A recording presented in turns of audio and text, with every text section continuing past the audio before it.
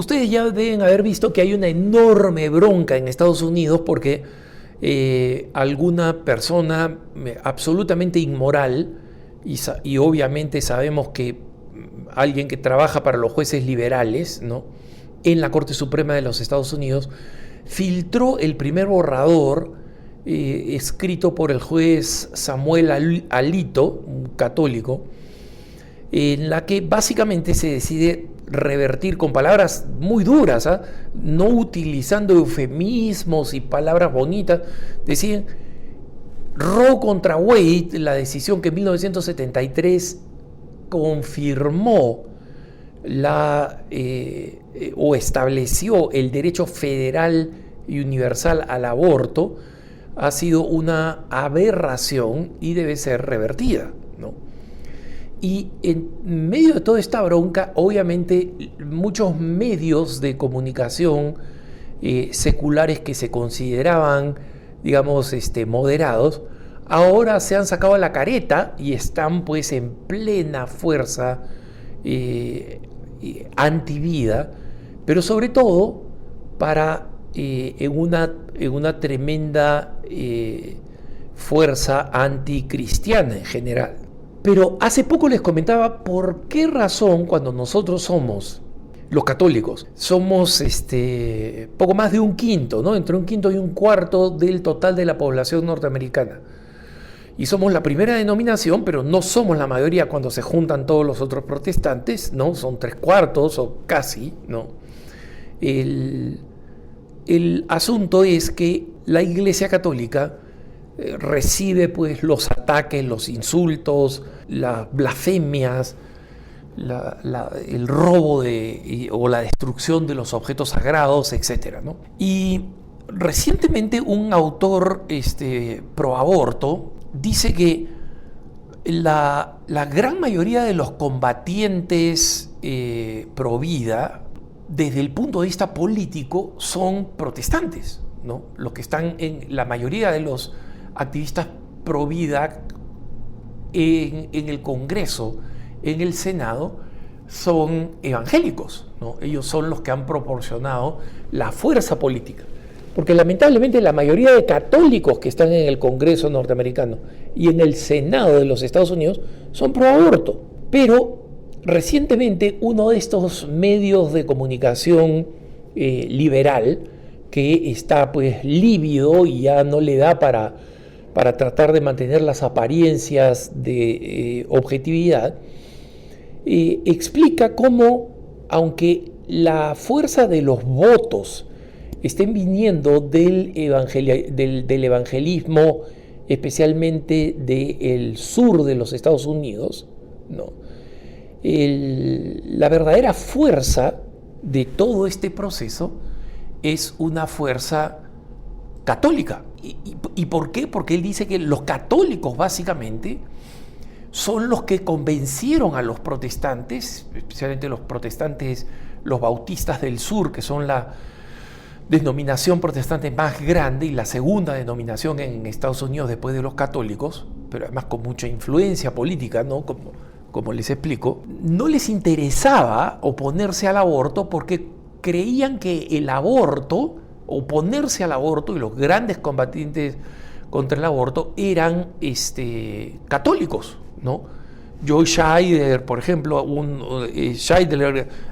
alguien de quien les hablé, que murió hace poco y que es, digamos así, como el abuelo pues del movimiento pro vida, era católico 100%, ¿no?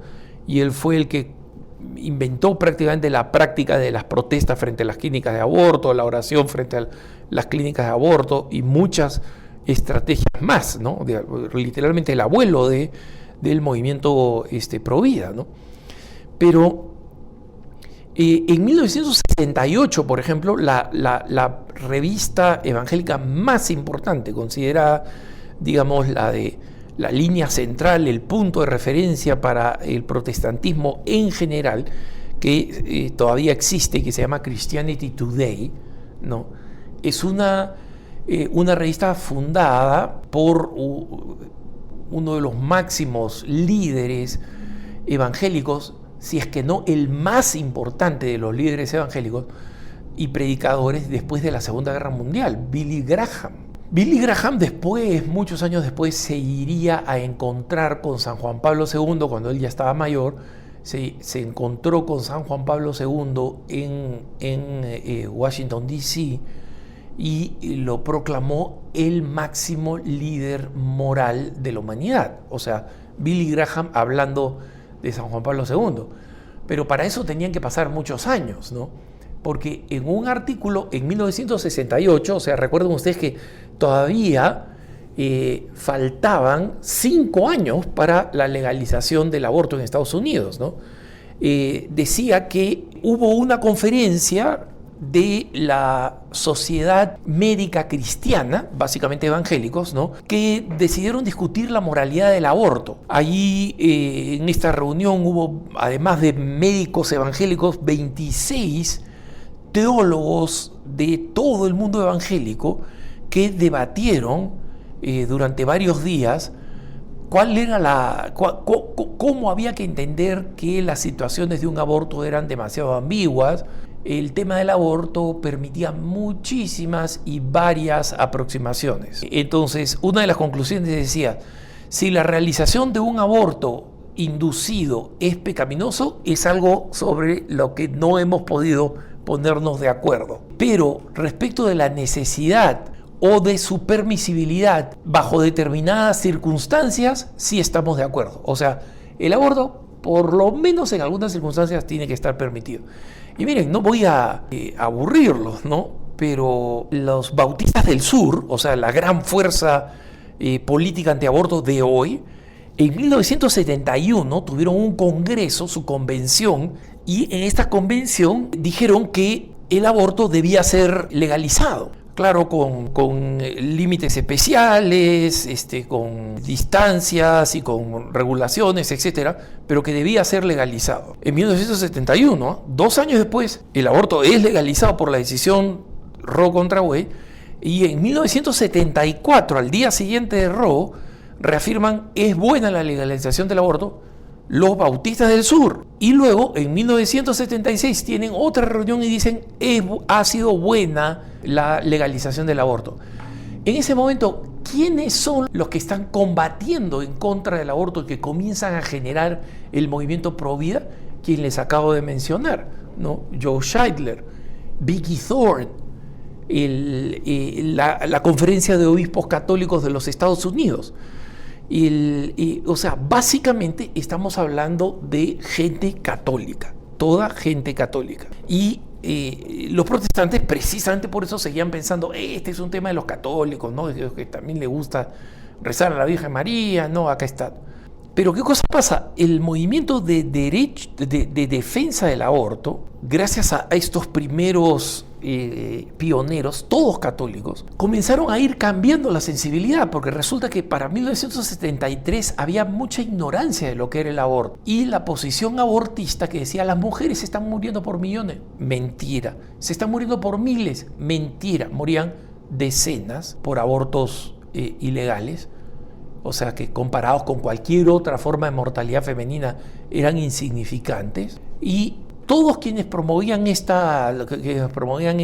mito de que además es solamente un grupo de células, que no pasa nada con el aborto, los pro vida católicos comienzan a utilizar los primeros métodos que permiten conocer qué cosa sucede dentro del vientre materno. Y los rayos X primero, que ya existían, el ultrasonido, que era relativamente bueno en los 70, y luego ya han visto ustedes todas las formas de imaginería, el CAT scan, el MRI, composición de imágenes 4D, o sea, es simplemente otro planeta, ¿no?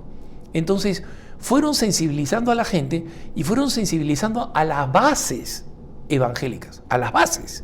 Es decir, el cristiano con el que se encontraban. Entonces los católicos armaban un centro de crisis de embarazo. Vamos a ayudar a las mujeres embarazadas para que no tengan razón para abortar. Vamos a darles pañales, vamos a darle alimento para niños, cunitas, cochecitos, todo lo que sea necesario. Y estos sitios comenzaron a atraer a muchas personas evangélicas, especialmente en el sur de los Estados Unidos, donde ellos son la mayoría.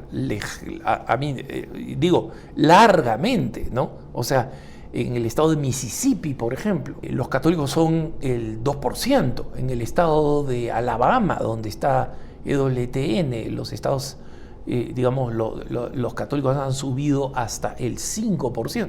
Pero miren, son figuras pequeñitas, ¿no? Entonces, cuando comenzaban algo, tenían muchos seguidores evangélicos, ¿no? Y miren, hay varios autores liberales que dicen, no, la decisión de tomar el aborto fue una decisión donde todos los conservadores, racistas, protestantes blancos complotaron y se dieron cuenta que ese tema movía a la gente. Entonces decidieron tomarlo porque vieron que los temas de libertad religiosa, etcétera, a la gente no le interesaba. Toda esa teoría de la conspiración es absurda. Es absurda. ¿Por qué? Porque el proceso de cómo los evangélicos fueron convirtiéndose hacia la causa pro vida está bastante bien documentado de cómo fue una cuestión de interacción. En un libro que recoge 20 conversiones de evangélicos a católicos, en esta colección, en la primera, porque después se publicó otro libro con 20 más, ¿no? En este primer libro de 20, 3 de ellos eran activistas pro vida o fueron invitados a realizar actividades pro vida por los católicos, y uno de ellos específicamente cuenta que su conversión se debió a que cuando ella estaba completamente deprimida porque la pusieron en la cárcel en Florida por haber, digamos, protestado en un lugar donde supuestamente no debían protestar, los llevaron a la cárcel y ella estaba deprimida. O sea, yo soy una persona de bien, yo soy una persona decente, soy un buen ciudadano. ¿Qué hago en la cárcel, no? Entonces mira a los 4 católicos que habían sido encerrados con ella y los ve contentos rezando el rosario, ¿no? Entonces dice, oye, estos rezan, sonríen. Entonces, a pesar de su resistencia como protestante, les preguntó, oye, ¿qué es eso? ¿Qué son esas cuentas? ¿Qué son esas cositas que tienen en la mano? Ah, se llama rosario. Mira, a mí me sobra uno. Toma, acá tienes. Y si quieres, rézalo con nosotros. No sabía lo que era una Ave María, no sabía lo que era el Gloria, pero poco a poco, al irlo repitiendo, ella salió de esa cárcel, todavía no dispuesta a ser católica, ¿no? Eso pasaría tiempo después. Pero sí salió con las 2 columnas por las cuales terminaría siendo católica. Primero, porque los católicos no eran lo que los pintaban, estos adoradores de Satanás, que son papistas, etc. Nadie habló del Papa ni el gobierno universal, todo eso era una farsa, una leyenda negra protestante contada sobre los católicos, ¿no? Sino que los católicos tenían esta disposición a rezar y acoger a cualquiera, como a ella, invitarlas a la oración, ¿no? Y luego, lo segundo que le llamó la impresión es la dedicación a este tema. Entonces, por ejemplo, en 1980, cuando eligen a Ronald Reagan, ¿no?, la elección del gran presidente que muchos han considerado un presidente pro vida, etcétera, ¿no? Cuando Ronald Reagan se reúne con la Asociación de Ministros Protestantes de Texas, o sea, una de las fuerzas políticas más importantes, él habla de la necesidad de defender la libertad religiosa, habla incluso de que el fisco norteamericano no podía quitarle estatus de organizaciones sin fines de lucro a las denominaciones protestantes que querían seguir segregando racialmente. Estamos hablando de 1980, ¿no? Entonces, Reagan promete cosas tan locas y en ninguna de esas cosas promete combatir el aborto, ¿no? Entonces, pasa el tiempo y en realidad no es como plantean los teóricos de la conspiración, de cómo los grandes líderes finalmente comenzaron a a presionar para que el aborto fuera el gran tema, porque de esa manera podían controlar a su población y entablar una batalla cultural, sino que fue al revés. Los evangélicos de a pie fueron los que convencieron a sus líderes. Bueno, algunos de ustedes en América Latina deben haber escuchado los famosos programas del doctor del doctor Dobson, ¿no? Y estos de enfoque a la familia, ¿no? Bueno, el doctor Dobson, o sea, un provida a morir, había escrito en 1982 que respecto de el aborto, la Biblia no decía nada, ¿no? Pues recuerden que para los evangélicos la única fuente es la Biblia. Y en consecuencia había que mantener una actitud abierta a que el aborto sea aceptable. De esto, obviamente, el doctor Dobson se arrepintió y después se convirtió en un gran campeón de la defensa de la vida. Pero este es simplemente para que entendamos que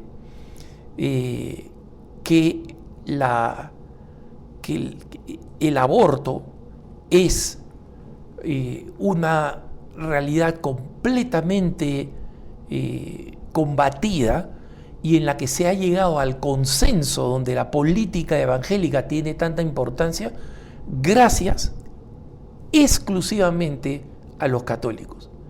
Que tengas un buen día.